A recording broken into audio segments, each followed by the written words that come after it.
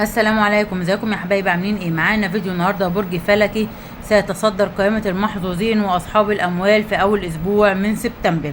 وفقا لتوقعات ليلى عبد اللطيف، سيكون مواليد برج الجوزاء من بين اكثر الابراج حظا في اول اسبوع من هذا الشهر، حيث يتوقع ان يشهدوا فترة مليئة بالفرص والايجابيات. أبرز توقعات ليلى عبد اللطيف لمواليد برج الجوزاء: الرزق والخير الوفير. تتوقع ليلى عبد اللطيف أن يحظى مواليد برج الجوزاء بفترة مليئة بالرزق الوفير والفرص المالية الجيدة.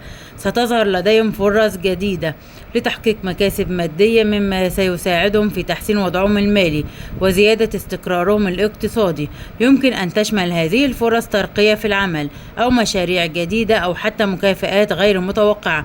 النجاح في العلاقات الشخصية: تشير التوقعات إلى أن مواليد برج الجوزاء سيشهدون فترة إيجابية في علاقتهم الشخصية.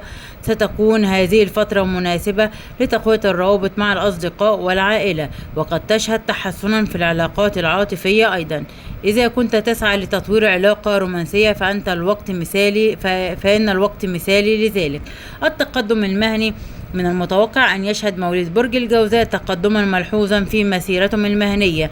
ستكون لديهم القدرة على تحقيق أهدافهم والتفوق في المشاريع التي يعملون عليها. يمكن أن يؤدي هذا التقدم إلى ترقية أو تحسين في وضعهم الوظيفي. تحسين الصحة والرفاهية: ستكون بداية سبتمبر فترة مناسبة لتحسين الصحة والرفاهية لمواليد برج الجوزاء. سيكون لديهم الطاقة والحافز لممارسة الرياضة واتباع نظام غذائي صحي، مما سيؤثر إيجابيا على حالتهم العامة.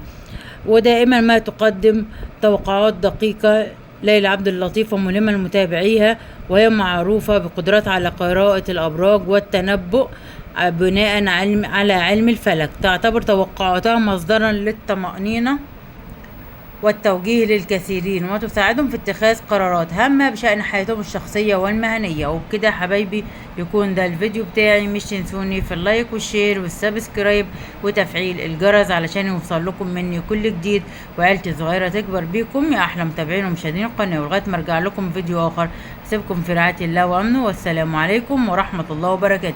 لايك وشير وسبسكرايب لبرج فلكي سيتصدر قائمة المحظوظين وأصحاب الأموال في أول أسبوع من أول سبتمبر. والسلام عليكم.